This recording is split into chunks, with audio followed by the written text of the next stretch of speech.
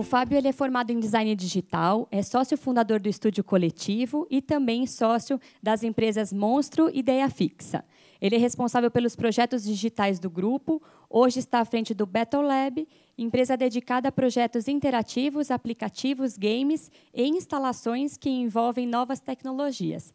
Ele atende vários clientes grandes e vai compartilhar um pouquinho de como as pequenas também podem aprender com bons cases. Fábio, por favor.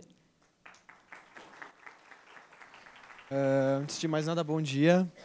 Obrigado muito pelo convite. É uma honra, na verdade, estar aqui falando para vocês. Estou muito feliz de estar aqui. Realmente está cheio. Que bom que todas vieram. Espero poder somar e ajudar vocês a enxergar um pouco desse caminho de como atuar no mobile. Para a gente foi um grande desafio também entrar na área. A gente começou trabalhando em 2003, primeiro com web. Então, a gente atravessou esse período todo de mudança do Flash, do site responsivo, da presença mobile, aplicativo, game, interação. A gente teve uma jornada até aqui e eu queria compartilhar um pouco primeiro desse processo todo, até para vocês entenderem como a gente chegou até aqui. E depois, no finalzinho, eu quero dar algumas dicas bem pontuais ligadas à produção de conteúdo mesmo. Tá? Vamos lá? Bom, então, eu estou representando o Coletivo. O Coletivo, a gente, na verdade, se conheceu na faculdade, somos em 4 sócios. Esses são meus sócios. Inclusive, a Van era para estar presente aqui, ela está viajando, então eu estou representando ela, na verdade, e a empresa. Ela é uma pessoa brilhante, espero estar conseguindo representá-la à altura aqui. A gente se conheceu na faculdade, no projeto de conclusão de curso, que foi o projeto Apocalipse Now. Nós fizemos uma releitura de um filme do Coppola. Na verdade, esse filme é uma adaptação de um livro do Joseph Conrad, que chama Coração das Trevas, e essa adaptação foi feita do Congo para o Vietnã em 1979, se não me engano. Desculpa, faz 13 anos que a gente apresentou o projeto. Em 2001, teve uma nova versão do filme, que é o Apocalipse Redux, e, em cima disso, a gente fez esse CD-ROM na época, em 800 por 600 pixels. Faz bastante tempo já isso. Hoje em dia, imagina, CD-ROM. Era super comum a gente trabalhar com esse tipo de mídia. A gente tinha uma série de restrições para trabalhar com imagem, com vídeo, com peso de arquivos. Isso tudo mudou muito, né, no decorrer do tempo até hoje. Imagina que a gente trabalhava com... Bom, eu comecei muito lá atrás, né? Eu comecei a trabalhar em 94, naquela época a gente não tinha nem zip disk, a gente mal tinha e-mail, a gente trabalhava com disquete, a gente mandava malote, a gente tinha um tempo para processar a informação até conseguir ter uma reação e continuar, dar continuidade no trabalho. Hoje em dia, a pessoa já te aborda às 11 da noite, às vezes no WhatsApp, então a gente tem até que se controlar em como manter essa nossa relação, né, e os nossos hábitos para não deixar, de repente, o trabalho engolir a gente de verdade. Esse equilíbrio entre a nossa vida pessoal e o trabalho, hoje em dia, afeta muito o nosso dia a dia, digamos assim. Muitas de vocês provavelmente devem conseguir separar isso, outras devem passar, às vezes, na cama, antes de dormir, dando uma olhada nos e-mails, ou de manhã levanta e dá uma olhada nas coisas. É muito comum, hoje em dia, por a gente ter esse acesso tão presente no bolso, a gente conseguir ficar o tempo inteiro ligado. E isso é um ponto de atenção importante. Bom, o que vocês estão vendo aí são alguns dos layouts que a gente fez, a animação do CD-ROM acontecendo. A gente dividiu o filme em 11 momentos, a gente ilustrou todos eles, e a ideia era mostrar para as pessoas um conteúdo, como elas explorarem cada passagem do filme. Seja, óbvio, né, o curso de design digital, então a leitura era visual. Então, uso de cor, trilha, roteiro, tudo que a gente podia ligar à construção visual, criativa, dentro da produção do filme. Depois disso, na verdade, isso é uma frase que meu sócio Marcelo gosta muito de falar nas palestras, e eu acho que tem muito a ver com o que a gente buscou no começo do estúdio. Quando a gente se formou, a faculdade inspirou a gente a tentar abrir um negócio. Assim, na verdade, partiu da gente. Mas acho que o apoio da universidade de dizer que o contexto, como a gente tinha criado o trabalho, a maneira como a gente estava expondo visualmente o nosso trabalho criativo, tinha uma força diferente. Então, a gente pensou em abrir um estúdio de design. Saímos do TCC e abrimos o estúdio de design. Nessa época, a gente tinha um pouco dessa premissa do Soulbass. A gente queria fazer coisa bonita, mesmo que as pessoas não se importassem. A gente estava arriscando mesmo criar algo diferente. E aí, em 2003, a gente foi para uma sala pequena, que não tinha janelas, nós 4, com os computadores de cada um mesmo, ou seja, sem investimento, nada, gente, zero. Saímos da faculdade, com o último salário de cada um, colocamos no caixa e vamos aí. Como vocês podem ver, era realmente uma salinha. Na verdade, era no fundo de um estúdio fotográfico, onde eles deixavam era praticamente um depósito de sistema de iluminação, equipamento de fotográfico, tá? Como que a gente começou o nosso trabalho? Como eu comentei, a gente se formou em design, então nosso apelo sempre foi criatividade, conteúdo, ilustração, principalmente no começo. Então, como que a gente começou a construir a imagem da nossa empresa? Como a gente começou a se posicionar? A gente começou a frequentar alguns eventos na área, no segmento que a gente atuava, então N-Design, R-Design, eventos de design, no começo mais focados em estudantes, mas que convidavam pessoas recém-formadas para palestrar e mostrar seus projetos. A gente já fazia alguns freela juntos e optamos por, então, desenvolver alguns pôsteres autorais, que são esses que vocês estão vendo, 2003, 2004, para que a gente pudesse divulgar um pouco do nosso trabalho. Então, a gente fazia esses pôsteres, ia nesses eventos, e, junto com o nosso portfólio, um cartão, a gente entregava um kit para as pessoas começarem a conhecer o nosso trabalho. Enfim, essa é uma foto que a gente brincou na época, que a gente foi convidado para sair numa matéria falando sobre dos trabalhos que a gente criou. E a gente não... E é engraçado porque a gente era tão focado em fazer a coisa, nós somos, na verdade, 4 executores até hoje, isso é engraçado, que a gente se perguntava, mas a gente vai aparecer? Mas como assim? Então, a gente teve essa ideia de se cobrir e expor o trabalho. A gente queria realmente que o foco, que as pessoas se importassem com o que a gente estava criando e não com quem nós éramos na época. Nesse momento, então, 4 sócios. A gente teve uma coisa que eu acho que pode ser uma dica boa para quem está começando a empreender. Não é só questão de foco, mas é questão de você conseguir ter equilíbrio com as pessoas que trabalham com você. Então, dos 4 sócios, um era responsável por ilustração, um responsável por identidade visual e design gráfico, eu responsável por toda a parte de tecnologia e programação, na época, muito focado em web, e a minha sócia era muito focada em projetos especiais, atendimento, prospecção. Esse equilíbrio, essa soma entre todos nós 4 fez a empresa ter um pouco mais de potencial, digamos assim. Porque como a gente não tinha investimento, a gente não tinha caixa, a gente tinha 3 frentes de negócio. Então, durante vários anos, eu posso afirmar para vocês que ilustração pagou o estúdio, em outros a web pagou o estúdio, em outros identidade, o design gráfico pagou o estúdio. Essas áreas elas se compensavam e uma financiava e custeava a outra.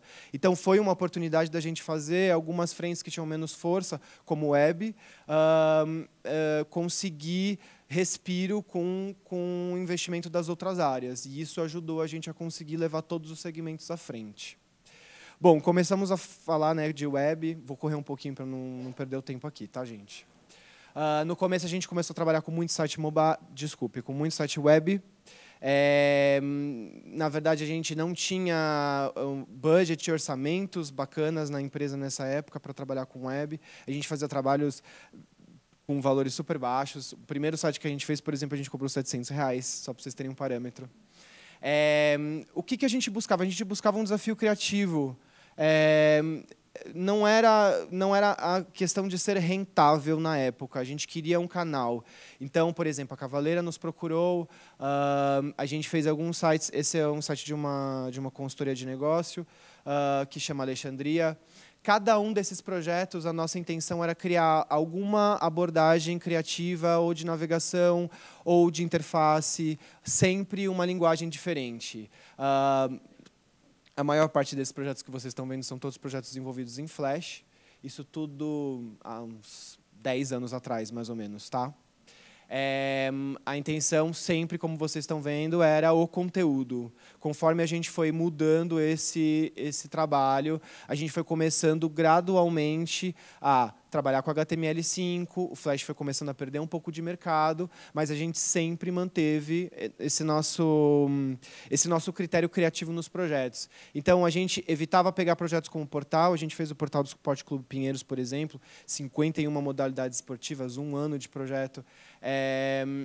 é um trabalho muito desgastante para uma equipe criativa. Então, é importante vocês também conseguirem dimensionar qual é o talento da sua equipe, sabe?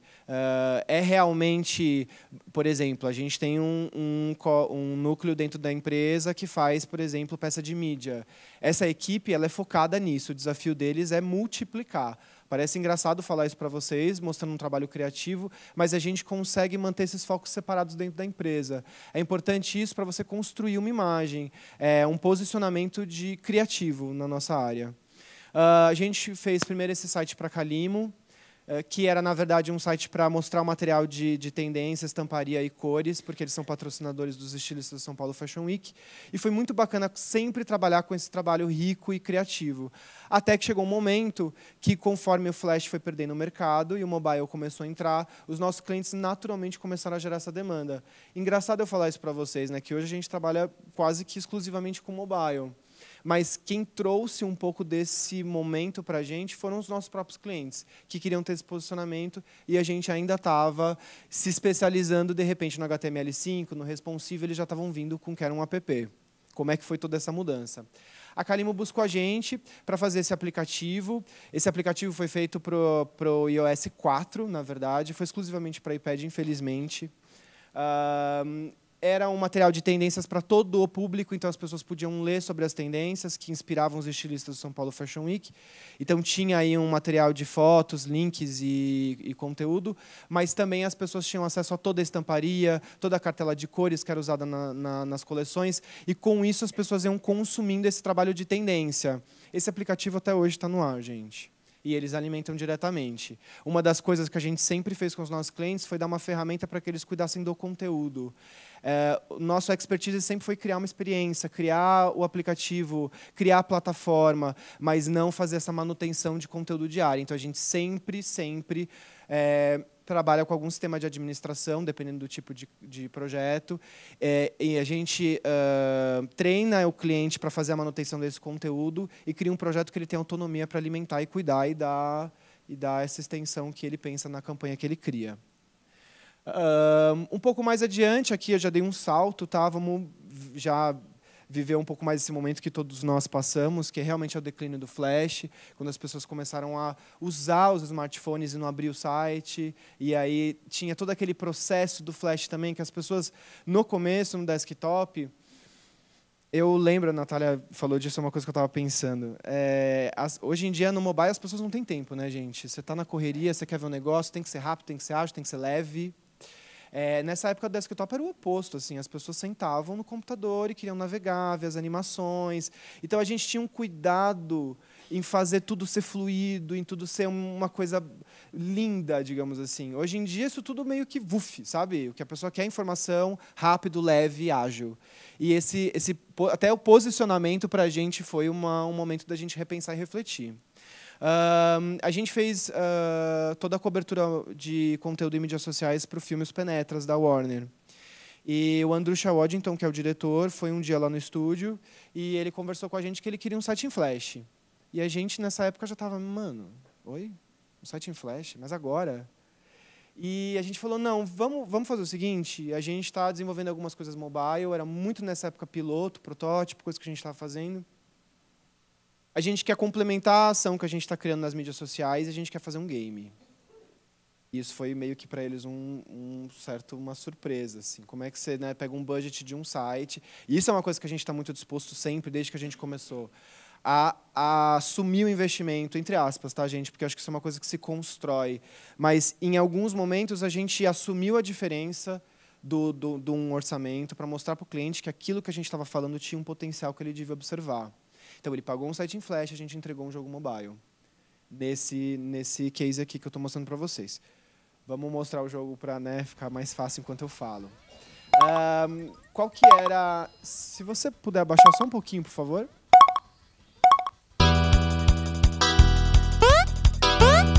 Bom...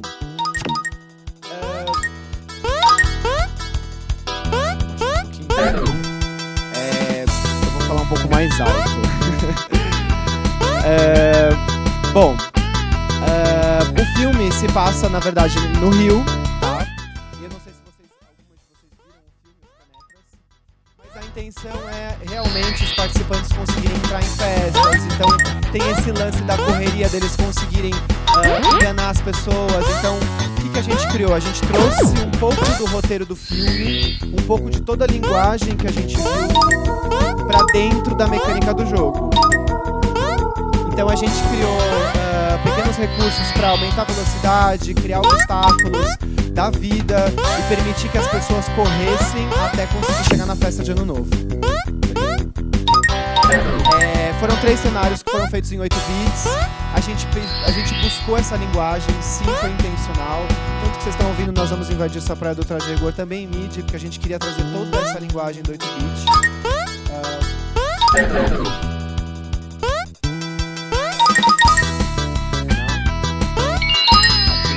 Aqui embaixo. Deixa eu te ajudar. Gente, desculpe. Tudo bem, tudo bem. Mais fácil, mais fácil.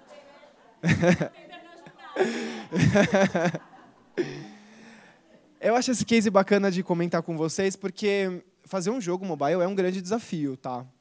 O que vocês estão vendo aí são as sprites que nós criamos para cada personagem. Então, vejam vocês, aqui a gente tinha movimentos super duros. Até por isso a escolha do 8 bits, porque a gente tinha um budget fechado, a gente queria fazer a adaptação e fazer uma experiência boa, então a gente não queria entrar num cenário que a gente fizesse animações mais fluidas, mais bacanas e trabalhadas, que a gente ia ter um trabalho muito longo, até por conta do crono. Então a gente fez os cenários, fizemos elementos. Aqui vocês veem também os rostos dos personagens, porque o corpo pode ficar igual enquanto a expressão do personagem muda. Então isso tudo tem que ser construído, e aí você faz uma tabela completa de tudo isso, que vai para a programação. Então tem a parte de roteiro, tem a parte de trilha, tem a parte de efeito, quando ele encosta em algum elemento, quando mexe no menu. Existe um trabalho extenso para se criar um jogo mobile. Mas é muito interessante como as pessoas se engajam no mobile quando você cria uma plataforma como essa. Muito diferente de você fazer um site que tem a ficha técnica, o elenco e o trailer do filme, que era o que eles queriam. Quando a gente fez esse projeto, a nossa intenção era levar as pessoas para o cinema. Então, o ranking semanal do jogo dava ingressos para as pessoas no cinema. Esse foi o nosso gancho. Então, na verdade, mudar um pouco a plataforma, mas criar um engajamento dentro dela. E, na verdade, a gente teve uma grande surpresa. O segundo país que mais jogou o jogo foi a Rússia. E o jogo totalmente em português, gente. É muito engraçado como realmente você cria não é uma plataforma, né? Mas quando você cria uma ideia que tem uma certa aderência, ou as pessoas se interessam por ela, e isso começa a se pulverizar globalmente, porque o mobile tem essa força, né? Você abre a Store, óbvio, você tem os controles para dizer quais são os países que você vai publicar o seu app, mas se você deixar global, todo mundo tem acesso. E é realmente rápido, né? Tipo, a pessoa baixa, já está jogando, você já está vendo as pessoas no ranking, e, de repente, isso tudo se torna um resultado global para o seu cliente que estava buscando um alcance nacional.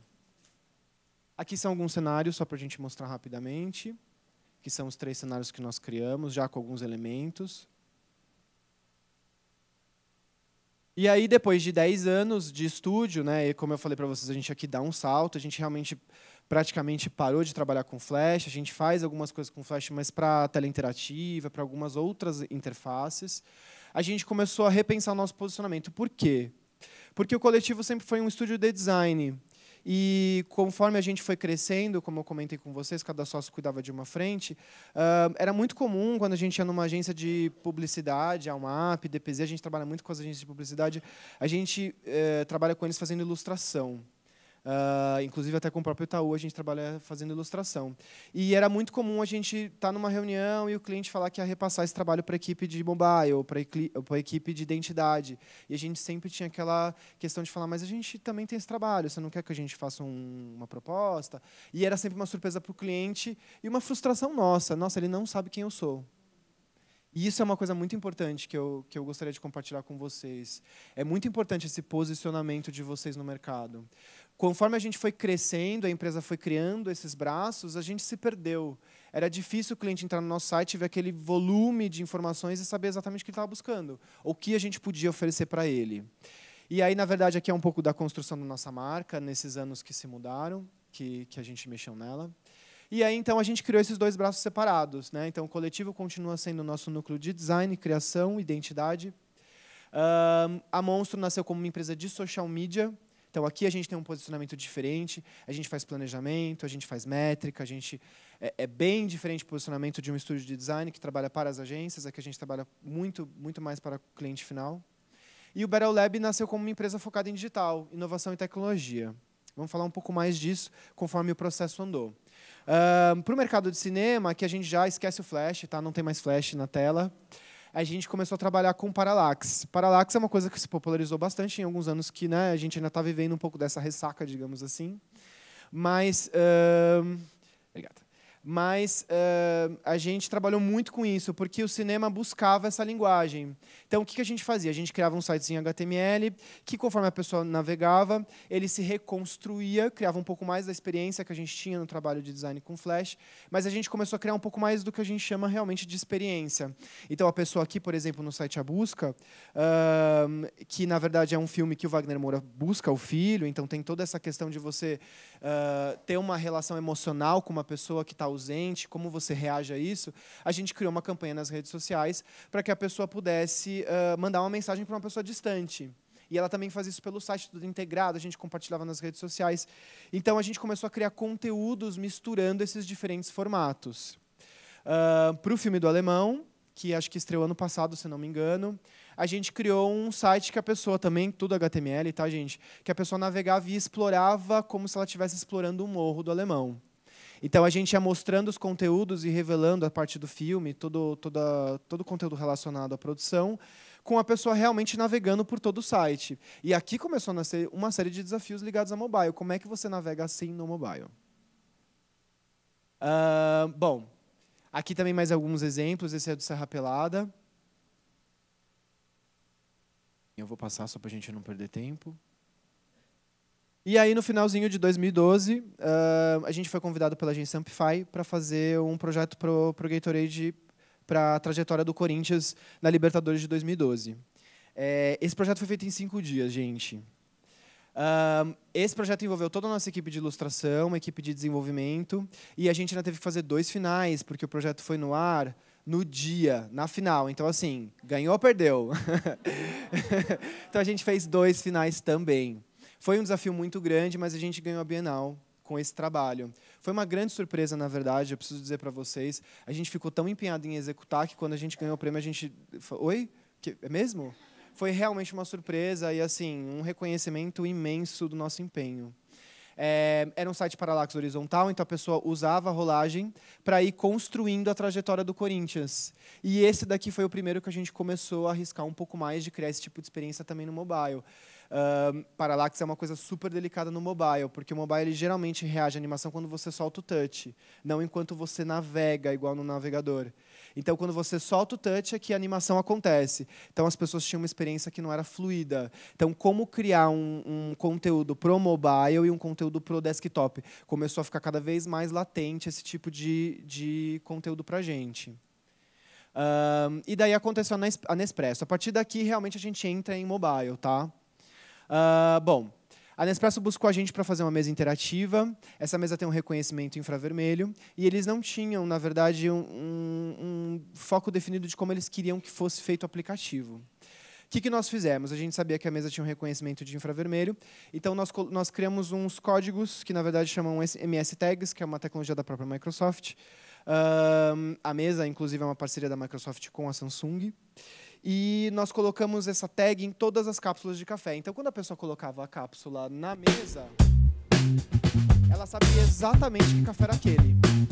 E aí eu conseguia falar para a pessoa quais eram cafés com aromas, com intensidades relacionadas, receitas para aquele café, permitir que a pessoa comparasse cafés para saber acidez, amargor, e explorar e descobrir o conteúdo relacionado àquele produto que ela consome. A gente fez um aplicativo também com todos os Grand Crus especiais das séries limitadas da Nespresso. Esse é um videolog com Kinect interativo para as pessoas explorarem esse conteúdo. De novo.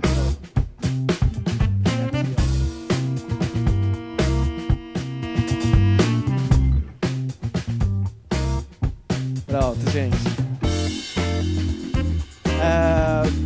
E aí a gente tem essa parede de máquinas, que é o finalzinho, que a gente criou um sensor de navegação gestual que chama Leap Motion. A gente usou o sensor.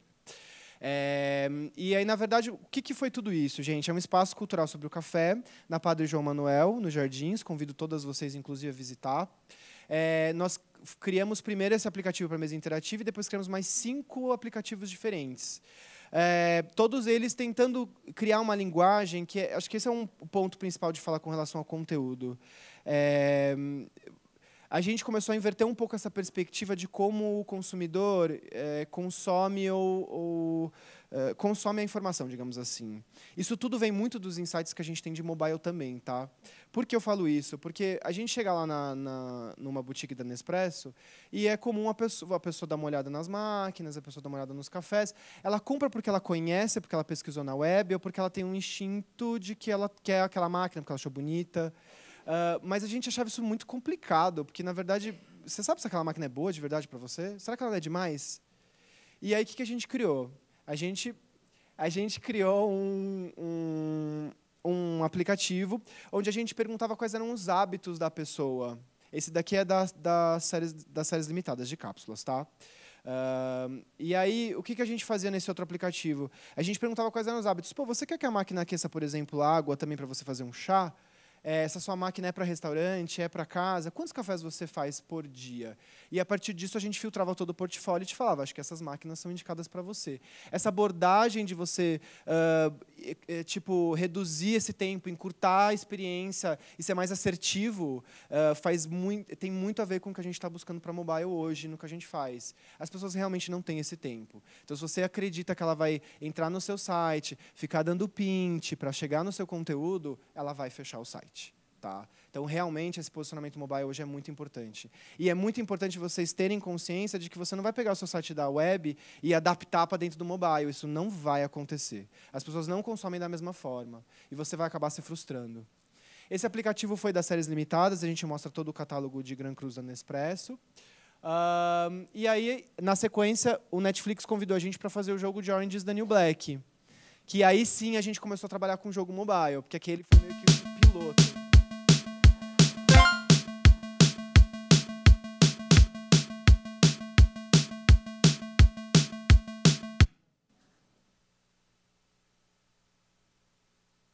Consegui mudar. Pronto. Bom, gente, não sei se vocês conhecem a série do Orange is the New Black. Você conhece o jogo também? Poxa, que legal. A série se passa num presídio e na segunda temporada a gente tem 2 personagens que contrabandeiam, produtos dentro da cadeia, dentro do presídio. E aí a gente criou esses 2 personagens, a gente contrabandeia batom e cigarro, e aí o lance realmente era a gente ajudar as detentas a contrabandear os produtos sem naturalmente, né? Desculpa, ficou mobile dentro do mobile aí. A gente tem algumas coisas que atrapalham. Então, o point stash que a guarda chega, quando ele está na área, você não pode contrabandear. Tem algumas detentas que tem alguns combos que te ajudam a conseguir contrabandear mais rápido. E por aí vai. Convido vocês também depois para conhecer o jogo. Esse é um projeto muito recente e que a gente teve um grande aprendizado mobile que eu queria compartilhar com vocês. Para o Dia das Crianças agora, a gente fez junto com a Ideia Fixa um projeto para Sonho de Valsa, que era Pense Menos, Ame Mais. O projeto nasceu no desktop, naturalmente, né? Todo mundo dá esse primeiro passo, mas a gente começou pensando no mobile primeiro. Olha que coisa interessante. Por quê? Porque eles deram um estudo para a gente que o maior público deles era classe B e C. Digamos assim, o maior volume de pessoas, tá? Gente, não todo o público. E a gente ficou muito intrigado em como a gente ia fazer isso funcionar direito no desktop. A gente queria que a experiência fosse fácil, fosse rápida. E a gente sabe que esse público consome muito mobile. Muito, gente. Olha, de todos os acessos que a gente teve, pelo menos 70%, eu não tenho esses dados finais, porque a campanha ainda está no ar, mas a gente teve 70% de todos os acessos vindo pelo mobile. E esse é um número assustador para essa campanha. Oh my God, 1 minuto. E aí, o que aconteceu? A gente fez um site mobile, óbvio, só que a gente não queria que ele fosse simplesmente mobile. A gente queria que a pessoa conseguisse fazer toda a experiência pelo mobile. Então, qual que era a campanha? você tinha que tirar uma foto sua, do seu casal, né, sua esposo, mulher, marido e mulher, enfim. E aí você tirava uma foto do seu filho. A ideia era você tirar uma foto do casal se beijando e do filho com aquela cara de sabe? Porque eles queriam, tipo, o mote da campanha era Pense Menos, Ame Mais. Então era para mostrar um pouco desse amor dos pais pelos filhos. A campanha era direcionada para os pais. O que a gente fez que realmente vale a pena a gente destacar aqui? A gente fez as pessoas se fotografarem pelo celular, pela web. Então, não é que a pessoa só conseguia acessar o conteúdo, ela conseguia se fotografar, enviar, participar, ver toda a galeria de fotos, compartilhar, tudo pelo mobile. Ela não precisava abrir o desktop. E toda a experiência, como vocês estão vendo aqui, ela era nativa. A gente não tentou adaptar nada, a gente recriou o mobile do zero. E aí a gente fez um menu dedicado, na hora que a pessoa abria para enviar a foto, ele abria a câmera para fazer o selfie direto. Então a gente começou a usar o nosso dia a dia, levar a experiência para o usuário, em vez de achar que ele ia fazer o upload de uma imagem, tipo, não vai rolar. Entendeu? Então, ele vai tirar foto, ele vai querer fazer o selfie mesmo. É bacana ele usar dessa forma. E, gente, a gente tinha a agência, na verdade, eu acho que esse número era, né, na verdade, até um pouco baixo, digamos assim. Conservador. Eles esperavam 400 vídeos para a campanha, né? Nós tivemos 4.700, sendo que 2.000 deles num dia, no dia que a campanha foi para o ar. E aí, assim, óbvio, teve mídia relacionada, então teve um super engajamento ligado a isso, mas o resultado nos surpreendeu demais. Inclusive, a gente teve que contratar gente para conseguir fazer tudo isso, porque, no final, a gente renderizava um vídeo e mandava para todo mundo para eles publicarem no Instagram. Esse é o último projeto que eu vou compartilhar com vocês. Eu estou com o tempo estourado, né? Desculpa. Falo muito, gente.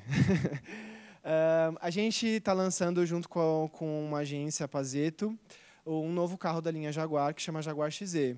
Inclusive, essa é uma casa, né, que chama Casa Jaguar XZ, na Rua Canadá 132. Também convido todas vocês a irem lá conhecer. É um espaço aberto, com atrações, é um espaço de cultura, entretenimento e experiência, patrocinado pelo carro. A gente fez um aplicativo para mostrar a programação que acontece na casa. Por que a gente fez um aplicativo? A gente tem um site responsivo, mas a gente usou uma tecnologia que chama Beacon. São sensores que você coloca em pontos específicos e ele trabalha por Bluetooth. Então, usando um aplicativo com Bluetooth ativado, você vai passando pelo seu dispositivo perto desses sensores e ele vai automaticamente disparando conteúdo para o aparelho. Então, o que acontecia? A gente colocou o sensor ao redor do carro, a pessoa baixa o aplicativo, ela não só vê a programação, consegue se inscrever, vê o mapa da casa, vê o feed de redes sociais, que ela também consegue compartilhar a partir do próprio app, mas ela consegue se aproximar do carro e ver pelo próprio dispositivo todas as tecnologias que ele tem, sozinha, sem promotor, sem nada. Tá? Então, levando conteúdo e informação para o cara, usando um outro tipo de tecnologia, usando o mobile. A gente... Vou gritar. Isso daqui é só mostrando como funcionam esses sensores para vocês entenderem, tá? Então você aproxima o dispositivo do sensor e ele automaticamente dispara o conteúdo. Obrigado, gente. Então aí perto do motor do carro, depois dentro do carro, quando você se aproxima do sensor, ele mostra com relação ao sistema de som, design interior, personalização. Então quer dizer, a pessoa tinha que apenas ter o seu próprio dispositivo. No lançamento a gente deu um iPad para ficar mais bonito, né? Mas na casa as pessoas pegam seus próprios celulares e ficam andando pela casa explorando o conteúdo. Aí vem né, por onde começar, depois de toda essa trajetória, a gente começou fazendo flash, agora a gente está fazendo interação, como é que a gente atravessou isso tudo? O que eu posso compartilhar para vocês que ajude vocês a enxergar um pouco desse caminho? Eu acho que o caminho de cada uma de vocês vai ser traçado da maneira que vocês criarem, né? Eu não acho que exista um caminho que todos devemos seguir. Acho que depende do seu posicionamento, depende do seu modelo de negócio, depende do seu público, mas tem algumas coisas que eu acho muito importante compartilhar com vocês. Antes de mais nada, acho que entender o momento, né? Por onde eu começo de verdade? Será que eu tenho que fazer um app porque todo mundo está fazendo? Cuidado, tá? É muito importante vocês criarem isso e seguirem adiante quando você sentir que realmente existe essa necessidade, porque senão, gente, uma vez que a pessoa desinstalar seu aplicativo, ela não instala mais, tá? Então, cuidado com isso.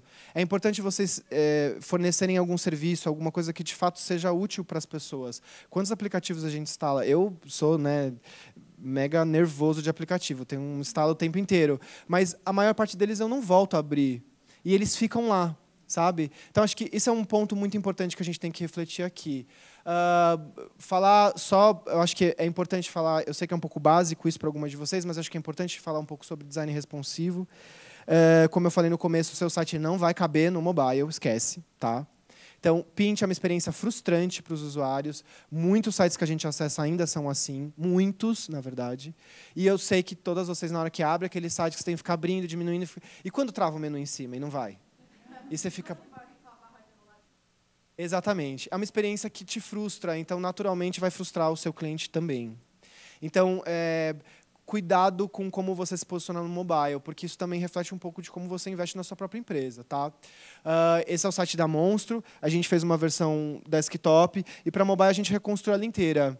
Isso é um design responsivo. Ele tem a mesma identidade, né? Ele tem a mesma criação, mesma direção de arte, mas ele é todo repensado para uma tela vertical, menor, que a pessoa vai ter uma leitura mais fluida. Então, vocês reparem que a gente consegue preservar o tamanho de fonte, a ilustração é realocada, o título, tudo é ajustado. O menu, que é aquele monte de informação que a gente tem no desktop, dá uma olhada no mobile como é que é. É um ícone que você seleciona, ele está ali no último. E ele abre um menu separado para o mobile. Tá? Isso tudo é muito importante, porque o cara vai conseguir ter uma experiência rápida, leve, fluida, e ele vai realmente perceber que você se preocupou com como ele navega no mobile, e principalmente na rua. Aí aqui tem só alguns destaques de como a gente também trabalhou o conteúdo. Meus maiores aprendizados que eu posso compartilhar com vocês nesse começo. Primeiro, a gente falava muito de wireframe quando a gente fazia web. Em mobile, a gente fala muito de user experience. Na verdade, isso não é só mobile, tá? Isso também vale para desktop, isso vale para tudo. Não é só a gente pensar na estrutura do site, como que é o menu, como que é a hierarquia de informações. Esse é um ponto muito delicado, que é muito importante, inclusive, mas hoje é muito importante se preocupar com a experiência do usuário. Como é que ele navega? Quantos touches ele dá no seu aplicativo para chegar até uma informação que é importante? Por exemplo, o seu telefone. Quantas telas você cria, como você organiza essa hierarquia de informações, sabe? É muito importante você navegar e ver se está simples, está fluido, está funcionando bem, ou se você realmente, mais uma vez, tentou trazer aquela navegação do desktop para dentro do mobile. Prototipar é uma coisa legal também de vocês se preocuparem. Tem umas ferramentas muito boas, uma que eu indico, que é o Protoyo, inclusive. Você consegue criar e mostrar tudo, você consegue fazer o aplicativo inteirinho, mudando as telas. A ferramenta, inclusive, a licença é gratuita. E você consegue apresentar para o seu cliente antes dele dar o go para o desenvolvimento. É uma maneira de você ajudar a equipe de criação, a equipe de conteúdo e a equipe de desenvolvimento e o cliente a estar todo mundo alinhado antes do projeto seguir adiante.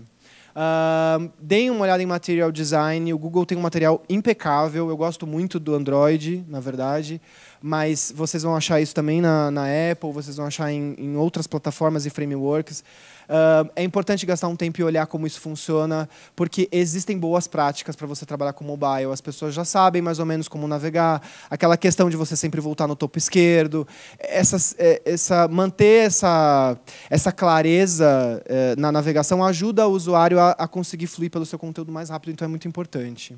Conheça o seu público. Cuidado com essas fórmulas, tá, que o mercado de publicidade tem, que tipo, você tem que fazer de um jeito, é assim que se faz. Às vezes não.